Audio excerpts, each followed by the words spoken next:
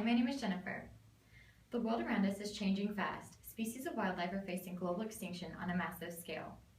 Animal habitats, zoos, parks, preserves, and other organizations are in a unique position to make a difference. A common misunderstanding is that zoo animals are mistreated. The reality of the situation today is completely opposite. The treatment of zoo animals almost falls under the lines of pampering. Animals in these zoos and parks are protected more than their fellow species in the wild and live much safer lives. Some could say that they have it easy. The question also often comes up, where do zoo animals come from?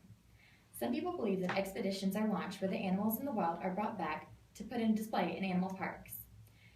This may have been true 100 years ago, but it just isn't the case anymore. When a zoo gets a new animal, they are either borrowing it from another zoo or receiving it as a gift from a partner zoo to aid in research and conservation. The only animals that are taken from the wild that are kept in zoos today are animals that have been rescued. This can happen when an orphan animal is found or if a full-grown adult is injured or caught in some way that needs human attention to survive. Animals living in zoos live much longer than the same species in the wild in many cases. The prolonged life can be attributed to many factors: the medical treatment available, the lack of predators, less stressful living conditions, and a consistent, reliable food source. People learn at these zoos, habitats, and parks from things like lectures, tours, chats with keepers, signs, and more. But most importantly, they learn from the animals themselves. Since 1500 AD, the world has lost 784 plant and animal species. Today, there are 3,136 species that are either extinct in the wild or critically endangered. Zoos serve as one of the most important keys in conservation science. They have a long track record of working towards sustainable conservation methods and have made great progress since they first started, but still have more long-term goals and are continually searching for better ways to go about conserving the world's resources. The ultimate goal of zoos is pretty much boiled down to conservation. Most zoos, preserves, and habitats have at least one program that works towards reintroducing the animals back into the wild. In 1975, the San Diego Zoo created the Center of Reproduction of Endangered Species, or CRES, to help manage the zoo's reintroduction programs. I'm just going to call it CRES. In the late 1980s, CRES saved the California condor from extinction. In 1985, the number of California condors was only 9. The help of the Los Angeles Zoo and the San Diego Zoo,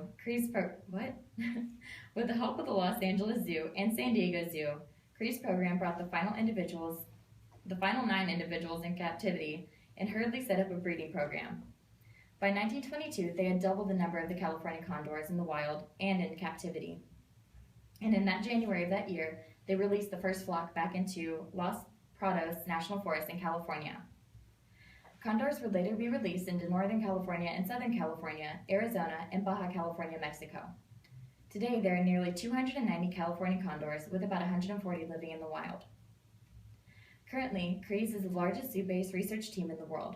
They focus their work in 6 areas: sustainable populations, bioresource banking, wildlife health, habitat conservation, restoration biology, and conservation education.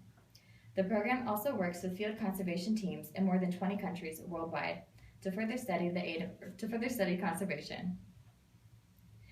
As technology progresses, opposers of these wildlife parks rely on the argument that books, videos, and pictures can easily take the place of zoos to teach people about the world's wildlife. While these methods can give the cut and dry information on the species, they don't hold a candle to being face-to-face with these animals. It doesn't matter how high definition your TV is or how awesome your camera was that took the picture. The media cannot create the same experience as being face-to-face with the animals, being a visitor in a park. You can look at the pictures of lions on websites, but try to imagine the feeling when you are literally inches away from these big felines with only chain link fence separating the two of you. Or try to imagine the joy on a child's face when a giant panda comes to the fence to greet them and there is a real interaction between the two. There just isn't a form of media that can replicate that experience.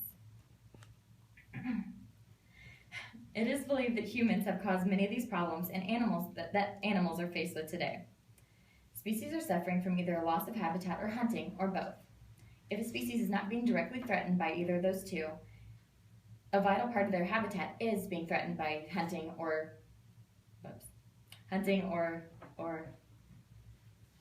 habitat loss. I'm getting so bad at this. Okay. As the origin of these problems, humans have a moral obligation to fix the mistakes we have made in the past when we did not fully understand our consequences. Now that we further understand the consequences of the actions that humans have taken on the environment, we can begin to act to repair these problems. We have come to learn that all animals and plants are independent on one another. We have learned that disrupting the relationships between one another can be very dangerous. Even doing something that seems as harmless to humans as destroying the coyote, an animal often seen as a nuisance animal, can have great effects on human life. Predators keep prey animal populations in check. Animals that humans see as nuisances that the coyotes would hunt down, like rats and mice, that would disrupt the ecosystem at any level, would throw it in and out of balance, and if not corrected in time, can have disastrous results for humans. We need to be careful what we do to overstep our bounds when taking it upon ourselves to be the keepers of the natural world. This is why zoos, animal parks, reserves, and habitats are so important. They're involved in thorough study and research before any actions are actually taken. As we gather more knowledge about the world we live in, our path to a sustainable future becomes more and more clear, and zoos are the only key we have to conserve our plants and animals. It's important to ensure that zoos remain at the forefront of conservation and are supported in their efforts to create a better world for all of us. And then I added a quote from Jane Goodall. Every individual matters. Every individual has a role to play, and every individual makes a difference.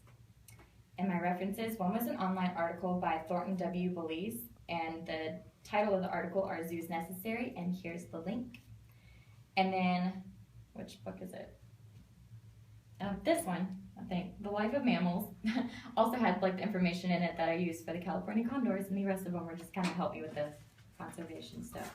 So, yeah, that's it.